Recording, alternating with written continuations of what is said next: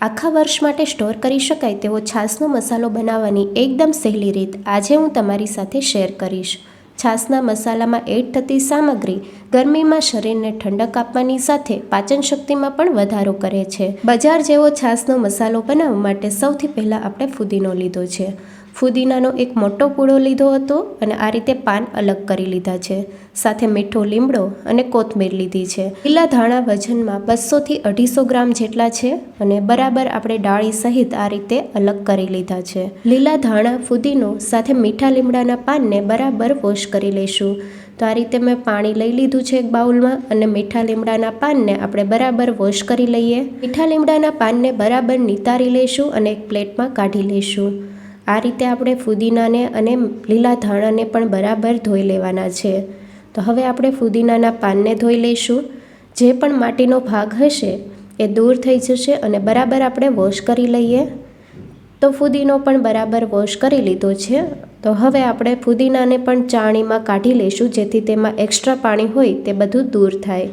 તો આ રીતે આપણે નિતારી લઈશું અને આ જ રીતે આપણે લીલા ધાણાને પણ વોશ કરી લઈશું. તો પાણી આપણે ચેન્જ કરી લઈશું અને લીલા ધાણામાં માટીનો ભાગ હોય છે તો 1 થી 2 પાણીએ વોશ કરી લેવાનું બરાબર.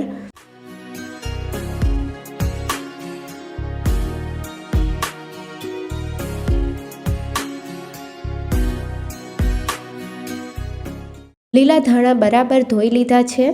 તો હવે જાળીવાળા વાસણમાં આપણે બરાબર નિતારી લઈશું. તો પાણીનો ભાગ બધો નીતરી જાય એ પછી આપણે લીલા ધાણાની સૂકવણી કરવાની છે. તો અહીંયા મેં કોટનનું કાપડ લીધું છે. કોઈ પણ પાતળું કાપડ લેવાનું છે. લીલા ધાણા ઉમેરીએ અને લીલા ધાણાને આ રીતે છૂટા છૂટા ફેલાવી દઈશું. લીલા ધાણામાં થોડું પાણીનો ભાગ છે તો આ રીતે છૂટા છૂટા ફેલાવી દઈશું એટલે પાણીનો ભાગ બધો સુકાઈ જશે. આ જ રીતે આપણે ફુદીનો અને મીઠા લીમડાના પાનને પણ બરાબર છૂટા છૂટા ફેલાવી દઈશું. ફુદીનો પણ છૂટો છૂટો ફેલાવી દઈશું. એ જ રીતે આપણે મીઠા લીમડાના પાનને પણ છૂટા છૂટા ફેલાવી દેવાના છે. આ બધી જ વસ્તુ આપણે પંખા નીચે સૂકવવાની છે. તડકે બિલકુલ નથી સૂકવવાની.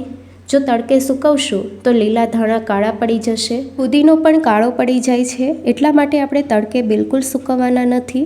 પંખા નીચે 2 દિવસ માટે આપણે સૂકવણી કરીશું.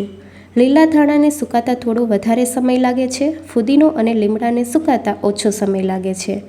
2 દિવસ જેવું થઈ ગયું છે. લીલા ધાણા બરાબર સુકાઈ ગયા છે. જો લીલા ધાણામાં તમે ડાળખી વધારે મોટી રાખી હોય તો એ પ્રમાણે સમય લાગે છે અને મીઠા લીમડાને અને ફુદીનાને સુકાતા બહુ વધારે સમય નથી લાગતો. ફુદીનો પણ એકદમ ક્રિસ્પી તૈયાર થઈ ગયો છે. આ જ રીતે આપણે લીમડો પણ સૂકવી લીધો છે અને લીમડો પણ બરાબર સુકાઈ ગયો છે. લીલા ધાણા, ફુદીનો સાથે મીઠા લીમડાના પાન બરાબર સુકાઈ ગયા છે. એકદમ ક્રિસ્પી તૈયાર થયા છે. તો હવે બજાર જેવો છાશનો મસાલો બનાવવા માટે પેનમાં 1 કપ જીરું લઈશું. તમે ઘરમાં રહેલી કોઈ પણ એક વાટકી સેટ કરી લો. પછી એ વાટકી પ્રમાણે 1 વાટકી જીરું લેવાનું છે. જીરું શરીરને ઠંડક આપવાની સાથે પાચન શક્તિમાં પણ વધારો કરે છે. સાથે તેટલા જ પ્રમાણમાં એટલે કે 1 કપ જેટલા લીલા ધાણા લેવાના છે. અહીંયા તમે આખા લીલા ધાણાના બદલે ધાણા જીરું પાવડર પણ ઉમેરી શકો છો, પણ લીલા ધાણાથી વધુ સારું રિઝલ્ટ આવે છે. હવે બંને વસ્તુને મીડિયમ ગેસની ફ્લેમ ઉપર 3 થી 4 મિનિટ માટે શેકી લઈશું. ધાણા અને જીરુંને ધીમા ગેસ ઉપર શેકવાથી મસાલામાં તેનો સ્વાદ એકદમ સરસ આવે છે. અહીંયા તમારે એ વાતનું ખાસ ધ્યાન રાખવાનું છે કે ગેસની ફ્લેમ વધુ પડતી હાઈ નથી કરવાની. તો 3 થી 4 મિનિટ જેવું થઈ ગયું છે. તો બાકીના મસાલામાં આપણે 1/4 કપ અથવા તો 4 મોટી ચમચી જેટલો અજમા ઉમેરશું. 2 મોટી ચમચી જેટલા મરી ઉમેરવાના છે. સાથે 1 ટુકડો સૂંઠનો ઉમેરવાનો છે. તો અહીંયા મેં આખી સૂંઠ ઉમેરી છે. તમે તેની જગ્યાએ સૂંઠનો પાવડર પણ ઉમેરી શકો છો. 1 મોટો ટુકડો તજનો ઉમેરીએ. 15 થી 16 નંગ જેટલા લવિંગ ઉમેરીએ. આ મસાલાને શેકાતા ઓછો સમય લાગે છે એટલે ધાણા અને જીરું થોડા શેકાઈ જાય એ પછી આ મસાલા ઉમેરવા. ધીમા ગેસ ઉપર મસાલાને રોસ્ટ કરી લઈએ. ધાણા અને જીરું સાથે એડ થયેલા મસાલા એન્ટીવાયરલ અને એન્ટીબેક્ટેરિયલ પ્રોપર્ટી ધરાવે છે, જે શરીરમાં મેટાબોલિઝમ વધારવાની સાથે કફ અને વાયુનો નાશ કરે છે. સાથે પાચન શક્તિમાં એકદમ વધારો કરે છે. લગભગ 5 મિનિટ જેવું થઈ ગયું છે. મસાલા બરાબર શેકાઈ ગયા છે. તો ગેસની ફ્લેમ બંધ કરી દઈશું. મસાલાને એક મોટા વાસણમાં કાઢી લઈશું. મસાલો હલકો ગરમ હોય ત્યારે જ આપણે સૂકવેલા પાન ઉમેરી દઈશું. 1/4 કપ મીઠા લીમડાના પાન, 1 કપ ફુદીનો અને અડધો કપ કોથમીર ઉમેરીએ. સૂકવેલા મસાલાનું પ્રમાણ બહુ વધુ પડતું નથી ઉમેરવાનું. આ પ્રમાણે ઉમેરશો તો એકદમ બજાર જેવો મસાલો તૈયાર થશે. 1 કપ ફુદીનાના પાન સાથે આપણે અડધો કપ કોથમીર ઉમેરવાની છે અને તેનાથી અડધું એટલે કે 1/4 કપ મીઠા લીમડાના પાન ઉમેરવાના છે. બધી વસ્તુને બરાબર મિક્સ કરી લઈએ. મસાલો ગરમ હોય ત્યારે આપણે નથી પીસવાનો. મસાલાને બરાબર ઠંડો થવા દઈશું. લગભગ 5 મિનિટ જેવું થઈ ગયું છે. મસાલો એકદમ ઠંડો થઈ ગયો છે. મસાલાને પીસવા માટે મિક્સર જારમાં એડ કરી દઈએ અને મસાલો બહુ વધારે પડતો નથી ઉમેરવાનો. થોડો મસાલો ઉમેરીને આપણે બરાબર ગ્રાઇન્ડ કરી લઈશું. મસાલો ગ્રાઇન્ડ થઈને આ રીતનો પાવડર તૈયાર થયો છે. તો એક સરખો પાવડર તૈયાર કરવા માટે આપણે આ રીતની ચાળણી લીધી છે. ઝીણા આંકવાળી ચાળણીમાં મસાલાને ચાળી લઈશું. મસાલાની જે કંઈ મોટી કણી હશે એ આપણે ફરીવાર ગ્રાઇન્ડ કરી લઈશું. તો એક સરખો પાવડર તૈયાર કરવા માટે મસાલાને ચાળી લેવો. તો આ રીતના જે મોટા કણ છે એ ફરીવાર મિક્સર જારમાં ઉમેરી દઈએ. બાકીનો મસાલો પણ પીસવા માટે મિક્સર જારમાં ઉમેરી દઈશું. મિક્સરને આપણે બહુ વધારે નથી ફેરવવાનું. પલ્સ મોડ ઉપર 1 થી 2 વાર માટે ફેરવશું અને પાવડર તૈયાર કરી લેશું. જો મિક્સરને બહુ વધારે ફેરવશું તો મસાલા અંદર ગરમ થવાને લીધે બળી જશે અને ફ્લેવર બરાબર નહીં આવે. તો આ રીતે બાકીનો બધો મસાલો આપણે ચાળી લઈશું. તો એકદમ સરસ રીતે મસાલો ચાળી લીધો છે અને એક સરખો પાવડર તૈયાર થઈ ગયો છે. તો હવે બાકીના મસાલા ઉમેરીએ. 1/4 કપ જેટલો સંચળ પાવડર ઉમેરીએ. ચમચીના માપ પ્રમાણે જોઈએ તો 7 થી 8 ચમચી સંચળ પાવડર છે.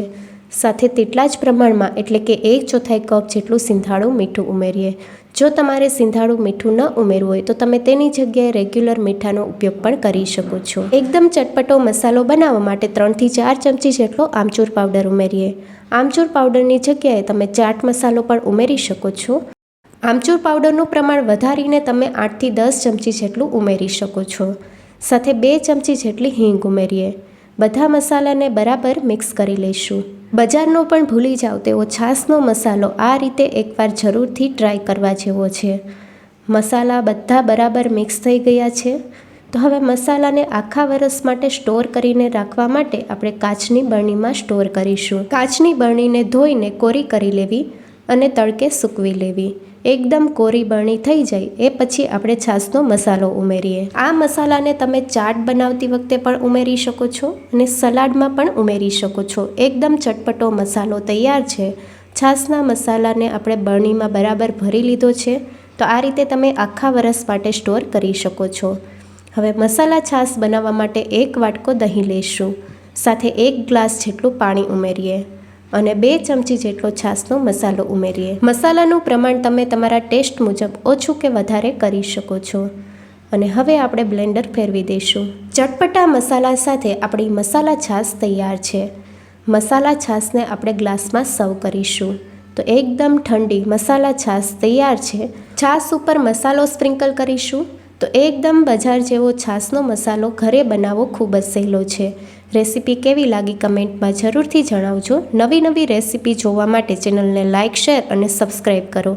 Thank you for watching.